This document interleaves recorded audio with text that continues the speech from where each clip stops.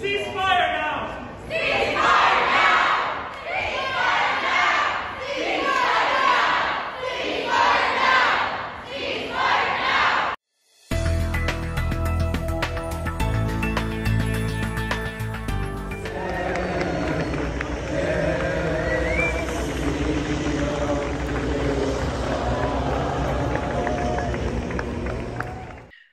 שלום לימור. שלום שי. היום נדבר על 7 שעות של דרמה שהסתיימה ביום חמישי ב-01:00. ההצעה למשאל עם להחיל סנקציות על הלל ועל קשרים עם ישראל נדחתה בגלל שהיא בעצם הפרה זכויות אדם. משאל העם שנדחה על ידי אגודת הסטודנטים. על אגודת הסטודנטים להצהיר שישראל מבצעת רצח עם. גינוי מוחלט של ההפצצות בעזה. על האוניברסיטה לתמוך בפלסטינים באופנים שונים. האוניברסיטה תפסיק התקשרות עם מוסדות אקדמיים ישראלים. לקבל את עקרונות החרם והעיצומים של חברות ה-BDS, של החברות וזה ה-BDS. למנוע ממי ששירת בצה"ל לדבר בפומבי בקמפוס. לסיים את חוזה הסחירות עם הלל. האוניברסיטה תקדם תמיכה בפלסטינים ותגנה את הפעולות בעזה. האוניברסיטה תתנצל על ביטול אירוע תמיכה באפרו-פלסטינים מנובמבר 23. מה? אז מי הגיש את ההצעה הזאת? כן, אנחנו מדברים על UBC, על אגודת הסטודנטים ב-UBC, שישיבה מאוד ארוכה באמת עם המון משתתפים, לפחות, אני הייתי בזום והיו שם לפחות 150 איש, רוב הזמן, גם באחת בלילה היו עוד איזה 75 צופים בזום, הרבה פרי פלסטיין וכאלה, היו כמה דגלי ישראל בתמונות.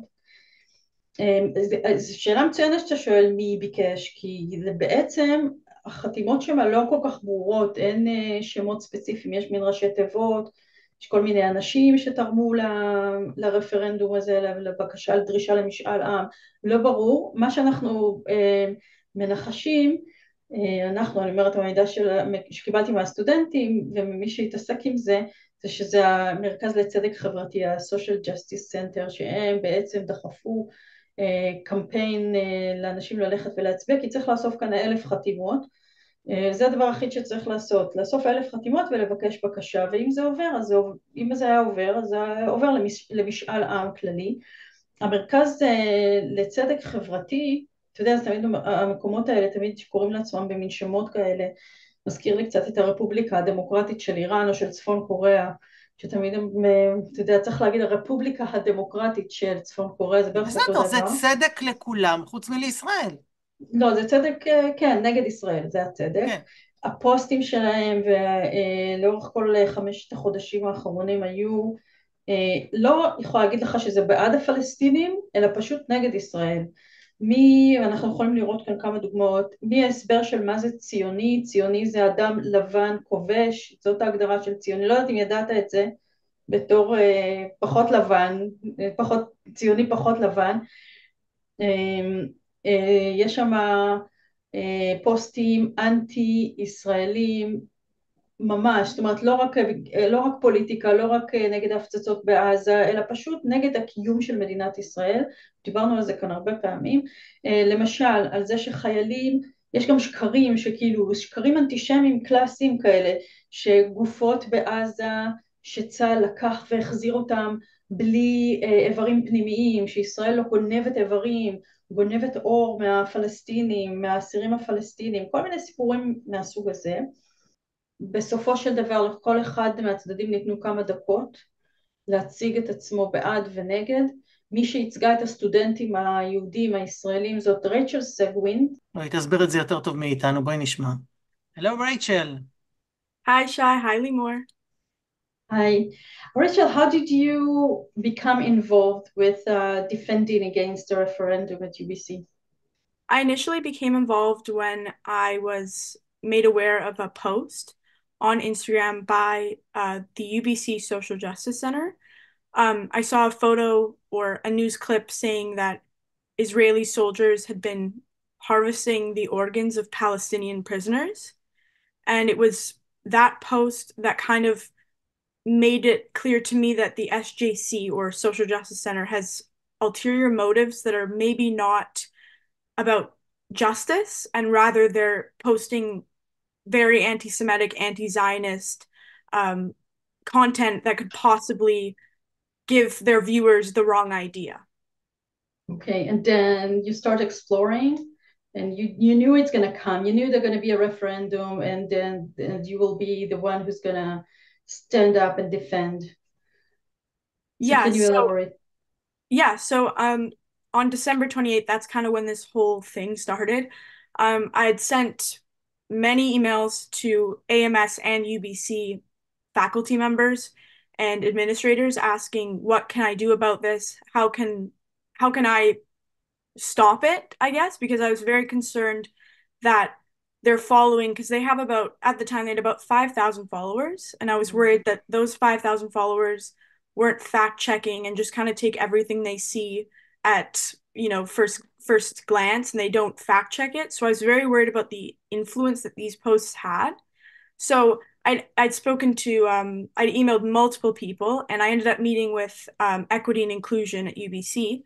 And that's where I learned that AMS and UBC are two super separate entities. They have no connection with each other. All they do is kind of play in a relationship of you do this, I do that kind of thing, but they have no jurisdiction over each other. So that's when it was clear to me that I had to go from the UBC institution to AMS. And that's when I started contacting AMS administrators. So I've met with ombudsperson of of AMS. I've met with the vice president of AMS, and my emails have been shared with the president of AMS. And so it's been about 5 months or so of me just meeting with different people saying that they have no jurisdiction over resource groups at within AMS, despite their constitution and their bylaws clearly stating that they have jurisdiction and control and that they can open an investigation on a resource group if a case has been put forward. And then in all this time, did you consult anybody in the community, like Hillel, or anybody in the Jewish community, Israeli community? Yeah, so initially the first contact I reached out to, even before emailing on December 28th, I reached out to Einat at Hillel BC, and I basically asked, what can I do about this? And I shared Einat the screenshot of what they posted, because Einat is blocked from the Social Justice Center, so there's no way for her. Yeah. There's no way for her to see what they're posting because they have a really, tense relationship, obviously. So I was kind of the person sending in photos just so she could see them because no one else was. And that was when Einat encouraged me to email these emails and kind of, feel it out and see who could help me and who couldn't, and maybe make UBC and AMS aware of my concerns. At that time, both me and Einat didn't really have the knowledge that we do now that AMS and UBC are separate because it's not very clear. But yeah, no, Hillel was the first organization I reached out to. And then I've had meetings with the Jewish Federation and CJA as well. Nice. And then came the actual referendum. They collected about 1,000. It's not really clear actually that it's the Social Justice Center that collected the 1,000 signatures. They're kind of hiding behind all kind of weird names. Yeah, right? So that's another issue. We don't actually know who proposed the referendum or who compiled it. However, it's a good assumption, and I don't like assuming, but it's a good assumption that it was the Social Justice Center who kind of put forth this referendum because of how heavily they were promoting it on their social media accounts. Like every hour they were saying sign, sign, sign. So we don't know for sure, but yeah. But actually, nobody actually has to stand up and say, I'm taking responsibility for this referendum. All they have to do is just collect 1,000 signatures, and there you go. You can ask whatever you want, right? Yeah. And then that when you had to step in and really take the role to be the defender. And I want to ask you, what are the primary points in your arguments that brought this to be rejected eventually? Well, I had to kind of keep the speech short because I only had 3 minutes to present and then 1 minute to conclude. And I didn't know I had the extra minute going into it. So I only argued two main points, but if I had put my whole speech forward, it would have been three main points. But for purpose of what I spoke about, I'll say the two. My first point was about the how much harm putting forth a BDS, how much enforcing the BDS organization or movement would be on UBC students. Not only would they try to get AMS to pull out of relations with RBC, the Royal Bank of Canada, they would also basically just endorse the financial economic constriction of an Israeli, like the only Jewish state in the whole entire world, which because it's the only Jewish state in the entire world, like that right there is like you could be targeting so many other countries, but you choose the Jewish state for what reason? So that was kind of my take on it. And since the Social Justice Center heavily promoted it, and they're heavily pro-Palestinian, and they're always talking about Muslim rights and everything like that, I posed it to them that BDS would not only affect Israeli and Christian, or not only affect Jewish and Christian Israelis, it would also affect Muslim Israelis because, as you said, 20% of those living in Israel are Arab. So yes, I kind of, that was my major point that hopefully, I don't know how much it stuck with them, but that was like, I made sure to point it out that passing this would have more of an impact than they can think about, that they can possibly fathom. And the big thing is that really this all referring to violate human rights. That was the base of their concerns. Yeah. And that's why they rejected it eventually, right? What was the argument? Yeah, I would say the BDS was probably the reason that it started impeding on human rights. But I think also another argument that I did speak about was Hillel, them demanding UBC terminate Hillel's lease. First of all, I would have argued that UBC and AMS are totally separate, which shows that there might be a lack of education and research on their behalf. If they are separate, AMS has no control over UBC, so you shouldn't be posing it to the AMS Council because, again, they have no jurisdiction over it. Yeah, so that's everything they asked the MAS to actually force the university to implement BDS, reject Jewish soldiers talking on campus. So that's like the wrong, you apply to the wrong place. Yeah, which I know probably a little bit more about the AMS like relationship between UBC because I've gone out of my way to make sure I understand it, but it just shows like a pure lack of education and almost like an impulse that these people didn't even think about the relationship, but they just wanted to put this forward and just get it out there. Like it shows lack of education and a sense of an impulse, So I would say the Hillel was where I was more concerned, weirdly enough. I think it's because I would physically see the removal of a building. I would physically see it, whereas with BDS, I would, maybe wouldn't feel it as much and it wouldn't affect me as much, but I still felt it was crucial that BDS is not passed or the BDS movement is not brought into the AMS way of living. So Hillel, for me, it was kind of non-Jewish students were deciding on Jewish students' behalf what they should have and what they shouldn't, and what is benefiting them and what's not. However, it's not their place to decide what benefits and what Jewish students need in order to live a healthy, everyday life on campus. And so that's where I felt it was impeding on speech and it was impeding on personal opinion and the right to gather. So that's where my concern was about, my largest concern was about terminating the lease with Hillel. Not related to actually violating human rights. Where would they go if they don't have the building? Exactly. Yeah. So what's the next step? The next step is possibly speaking with both independent and organizational people of the Jewish community that are trying to fight anti-Semitism in student bodies and on campuses. So kind of putting my name out there and giving myself to other people as a kind of an insider and a way to give them more information that they might not be getting as people that are not on campuses anymore. So I want to provide them with my personal experiences that could potentially give them more ammunition or more reason to go after universities, and more stories and more accountability and proof. I have screenshots, I have voice recordings, so that's kind of my next step. We have some of this, and we would be happy to start spreading the information. For you, what's happened there? It was a success. Yeah, I the think results. It's a success. I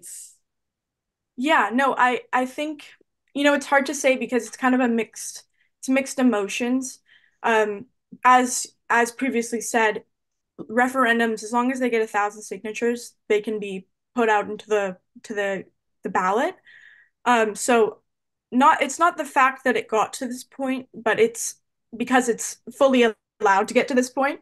But I think it's the fact that AMS let these students have such angry thoughts and such aggressive, I don't know what not mischievous, but just really, really aggressive thoughts towards another group, and that AMS ultimately didn't put a stop to it earlier and didn't debunk it and didn't attend to it, and that they just kind of let it blow over. So in that way, it's a bit of a disappointment still. It's disappointing that so many Jewish people had to, gather and had to fight for their basic human rights to gather and, be Jewish on campus, because AMS let it get to this point. But I would say it's a nice win. It's definitely like one more victory that is making me feel so relieved. I can't even say how relieved. I've been fighting this for 5 months, and I'm finally kind of in a place where I feel I don't need to be emailing AMS administrators every second of the day. So it is definitely, I would say overall it's a win, but there's still a hint of disappointment that AMS let it get to this point. I've been in touch with some of my friends at Hillel and some of just my Jewish community members that are at UBC, if they wanted to meet up and, kind of talk about what we think would be reasonable and and something that wouldn't break human rights, the right of a human right. What would be reasonable to pose that could make our lives, and honestly everyone's lives, feel a little bit more inclusive and more safe and more heard. And we just honestly, I think the Jewish community wants to contribute in ways that will educate both sides. And there's, as a Jew, I say there's no bad intention. There never is. It's just being put in these positions when you're so young and when you're really supposed to only be there for getting an education is just unnecessary. And I think it's a really unfortunate part of the community and what is currently going on in society, that I had to take time out of my studies and I had to miss lectures to meet with AMS members because they wouldn't respond. And then I finally got a response and they said, I can meet now. I'm not going to pass that down. So as a student who's just there to learn, it was impeding on my everyday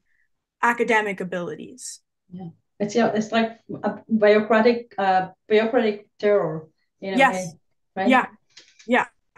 So I ended up having to drop my 5th course because this was so time consuming.